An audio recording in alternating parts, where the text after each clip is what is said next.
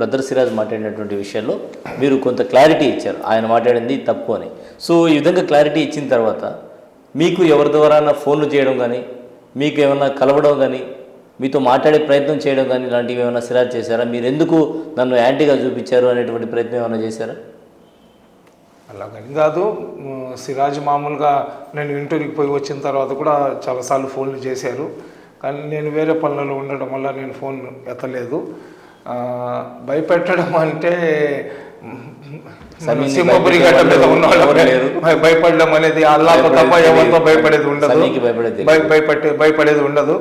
భయపడేది కాదు, general phone చేసి ఏంటి జనరల్ గా కొంతమంది కామెంట్లు చేస్తారు. చాలా మంది ముస్లింలు ఏంటంటే ముస్లింలు ఈ విధంగా ఒకళ్ళ మీద ఒకళ్ళు నిందలు వేసుకుంటుంటే అది ముస్లిం సమాజానికి ఇబ్బంది కాదా? ఏదైనా ఉంటే మీరు సిరాజ్ని పిలిచి మాట్లాడి అతను ఏదైనా తప్పు చేసి ఉంటే దాన్ని అతని ద్వారా క్షమాపణ కోరిపిస్తే బాగుంటుంది అని చెప్పి చాలా మంది మాకు చెప్పారు.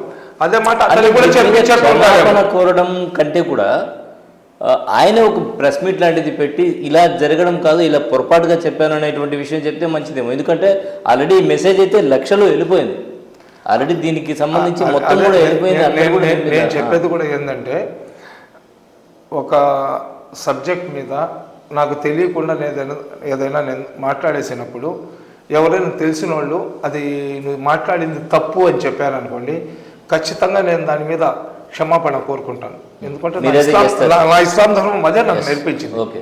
నేను తప్పు చేస్తే ఆ తప్పుని నేను ఒప్పుకున్నాను అనుకోండి, అది అప్పుడు తప్పు కాదు, అది నాకు తెలియకుండా ఈ తప్పు జరిగిందని చెప్పి.